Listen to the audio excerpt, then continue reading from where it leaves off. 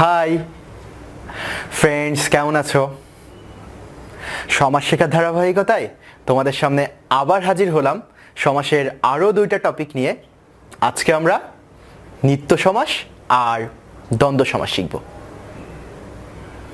প্রথমে নিত্য সমাসটা শিখি।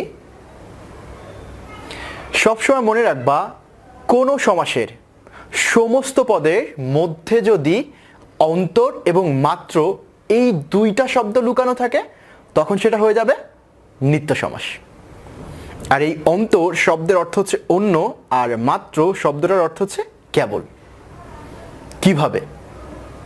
যদি বলা হয় গ্রামান্তর, গ্রামান্তর শব্দটার ভেতরে দেখো অন্তর শব্দটা লুকানো আছে, তার মানে এটা একটা নিত্য সমাস। এটার ব্যাস বাক্য নির্ণয় করো।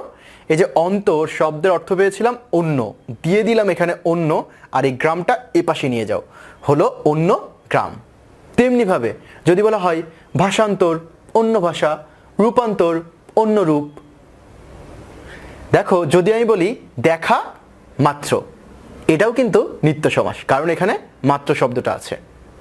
এই মাত্র শব্দের অর্থ হচ্ছে কেবল, আর দেখাটা এপাশে নিয়ে যাও, তাহলে হলো কেবল দেখা, এটা এর ব্যাস বাক্য। তেমনিভাবে যদি বলা হয় শোনা মাত্র, কেবল শোনা, বলা মাত্র, কেবল বলা। সো কোন সমাসের মধ্যে যদি অন্তর এবং মাত্র এই দুইটা শব্দ লুকানো থাকে তখন সেটা হয়ে যায় নিত্য সমাস। আমরা কিন্তু অনেক সময় বলে থাকি যে কেবল মাত্র তাকে দেখলাম। আসলে বাক্যটা কিন্তু ভুল, কারণ মাত্র মানেও কেবল, কেবল মানেই কিন্তু মাত্র। সো বাক্যটা হওয়া উচিত কেবল তাকে দেখলাম, না হয় মাত্র তাকে দেখলাম। এবার আসো দ্বন্দ্ব সমাসে।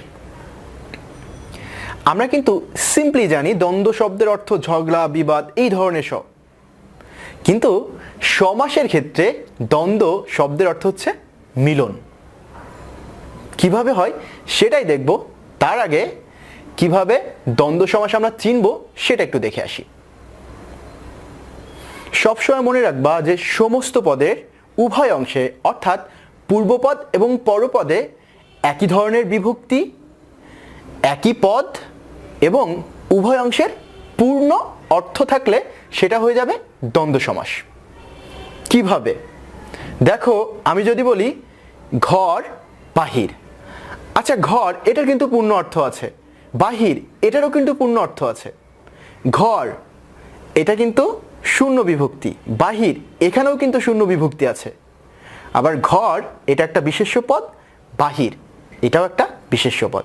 তার মানে ঘর বাহির এটা কিন্তু দ্বন্দ্ব সমাস। কিন্তু আমি যদি বলি ঘর বাহিরে, দেখো ঘর এটার অর্থ আছে, বাহিরে এটারও অর্থ আছে। ঘর বাহিরে একই ধরনের পদ দুটোই, কিন্তু ঘর এটাতে আছে শূন্য বিভক্তি, আর বাহিরে এটাতে আছে সপ্তমী বিভক্তি। আর এটার জন্যই কিন্তু ঘর বাহিরে এটা দ্বন্দ্ব সমাস হবে না। যদি আমি বলি হা ঘর, খেয়াল করো হা এর কিন্তু নির্দিষ্ট অর্থ নেই, অর্থাৎ ওই যে তিনটা বৈশিষ্ট্য এটার কিন্তু একটা মিসিং আছে। সো হা ঘর এটাও কিন্তু দ্বন্দ্ব সমাস হলো না।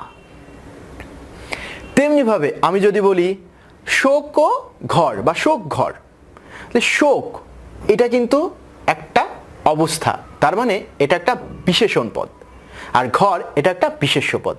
আর এজন্যই কিন্তু বিশেষ্য আর বিশেষণ থাকার কারণে শোক ঘর দ্বন্দ্ব সমাস হলো না। তাহলে অবশ্যই আমরা বুঝতে পারলাম একই ধরনের পদ, একই ধরনের বিভক্তি এবং উভয় অংশের পূর্ণ অর্থ থাকলে সেটা দ্বন্দ্ব সমাস হয়ে থাকে। এবার আমরা তিনটা ভাগ করে ফেলব। একদিকে সাধারণ দ্বন্দ্ব, একদিকে অলুক দ্বন্দ্ব এবং একদিকে বহুপদী দ্বন্দ্ব লিখলাম। দেখো, অলুক এই শব্দটার অর্থ হচ্ছে যার কোনো লোপ নেই, অর্থাৎ সমস্ত পদে বিভক্তির লোপ না হলে সেটা হয়ে যায় অলুক দ্বন্দ্ব। আর বহুপদী দ্বন্দ্ব মানে দুইয়ের অধিক পদের ব্যাপার থাকবে। এখন আমি যদি বলি লাল নীল, এটা কিন্তু দ্বন্দ্ব সমাস, কারণ দেখো একই পদ একই বিভক্তি এবং উভয় অংশের পূর্ণ অর্থ আছে। এটাকে তুমি অলুক করার জন্য জাস্ট লালে নীলে এই শব্দটা যদি দেয় তখন সেটা হয়ে যাবে অলুক দ্বন্দ্ব। কারণ দেখো সমস্ত পদে লালে নীলে অর্থাৎ বিভক্তির কিন্তু লোপ হচ্ছে না। আবার আমি যদি বলি লাল নীল হলুদ, এটা কিন্তু হয়ে যাবে বহুপদী দ্বন্দ্ব, কারণ এখানে দুইয়ের অধিক পদের ব্যাপার আছে। তেমনিভাবে আমি যদি বলি হাত পা, এটা কিন্তু সাধারণ দ্বন্দ্ব, এটা অলুক করো হাতে পায়ে, এটার বহুপদী করো হাত পা চোখ।